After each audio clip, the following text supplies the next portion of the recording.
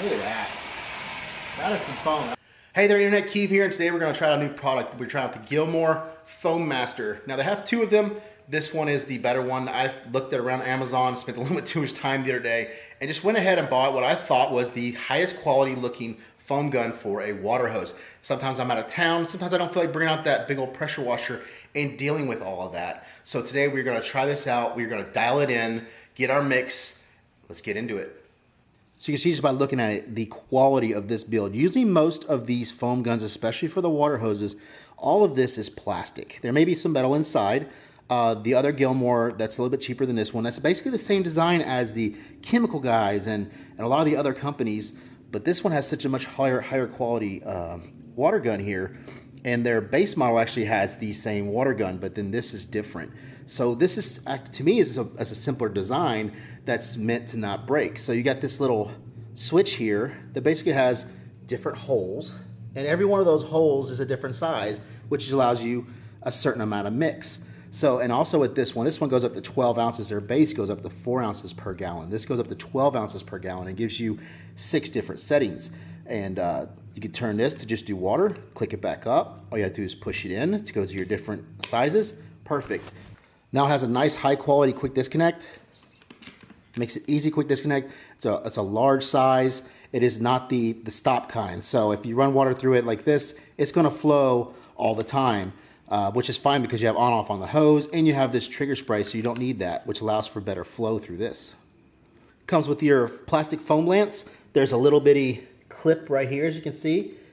If you pull that clip up, you'll be able to pull it right off, no problem. You have your fan this way and then your fan that way. I feel it's better this way because it would drop more, but I haven't tried it out yet. We're gonna dial this in right in this video. So this is my previous one. It's called the Car And. I got it at Walmart for like $19.99 years ago, and it's worked really well, but it's leaking out of the bottom and it's not holding its seals anymore. And instead of trying to go in there and replace all those gaskets and everything, we're just gonna get a new one.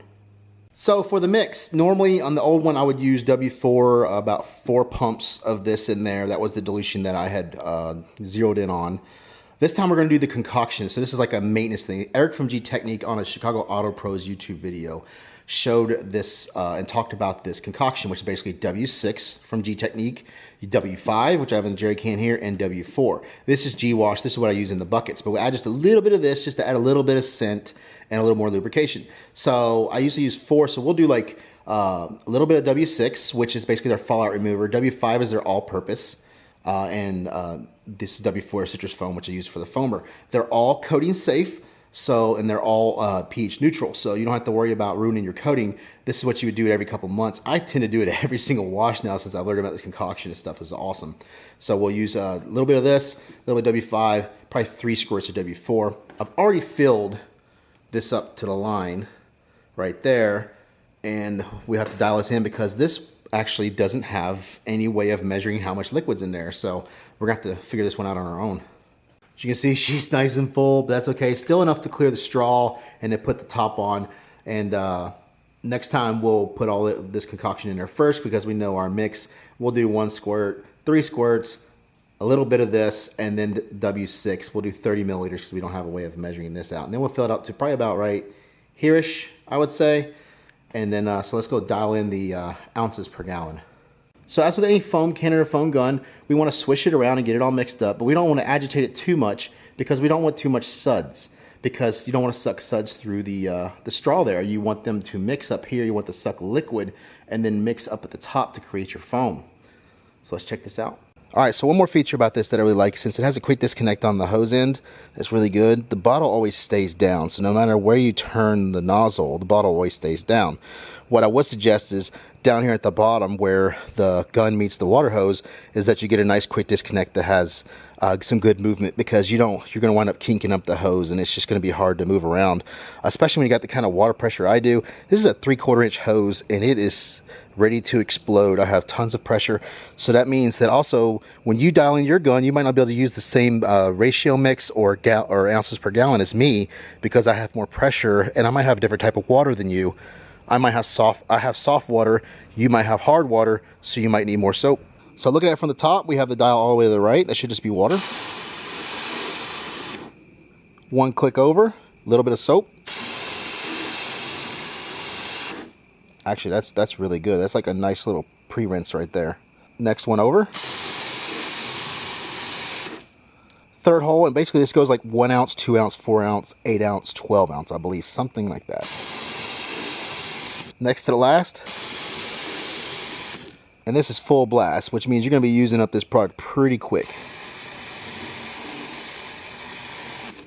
Wow, that's nice and sudsy. So you see, this thing isn't leaking. I didn't use any Teflon tape or anything.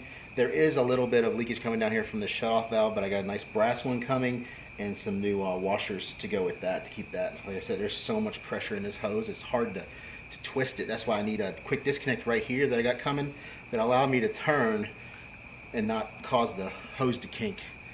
So what we'll do first is we'll disconnect it real easily. We'll use this to rinse it off first. Told you how much pressure I got.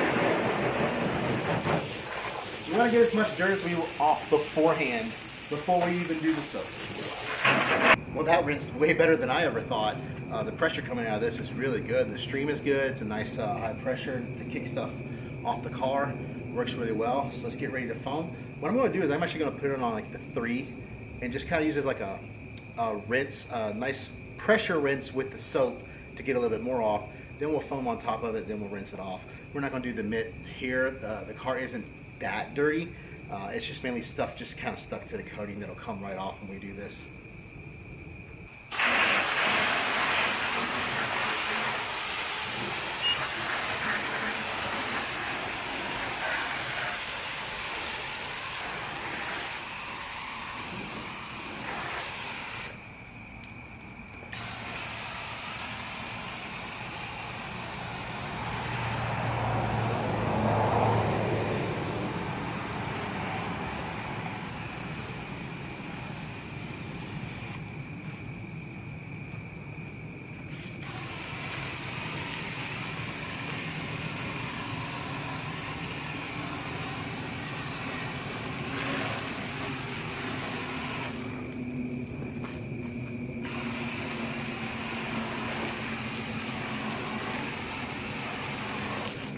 Like I had said earlier, I like the fact that it turns on that quick disconnect. What that really does is the one I had before it didn't turn. So whenever I turned the hose in any direction, the whole unit turned.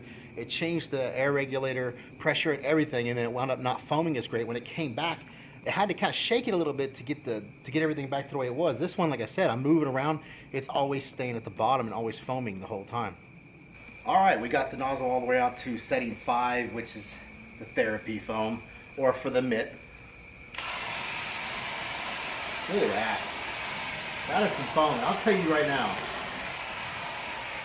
if you don't have the money for a pressure washer or another foam cannon and you don't have the pressure or whatever, this right here, foam is just as effective as any foam cannon. It might not be styrofoam or as cool of a way to do it, but this right here, this foam is just as effective. It's the same soaps. It's basically the same dilution ratio. The only difference is how it's being applied. It's still foam. It's running off the car better, if you ask me. And like I said, if you're using setting 3, it's got a little more pressure to it to where you can actually kind of rinse it off at the same time. It's kind of like a pre-rinse, and then go back over with the foam. But I'm telling you, look at it. I still got 3/4 of a bottle. I've got way more than half still left in this bottle, and I've still got a ways to go.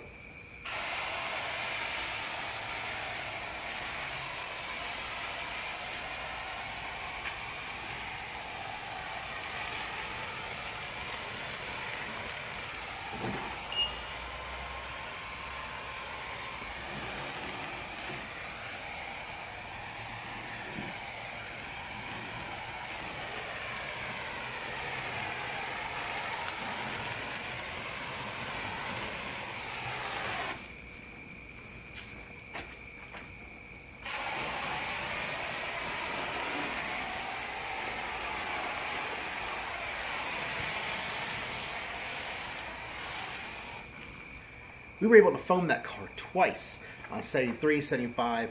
All the test hits, we were also able to do a lot of stuff off camera that I had to keep refilming because sometimes I stutter. But we still have liquid left, and we got that thick of foam.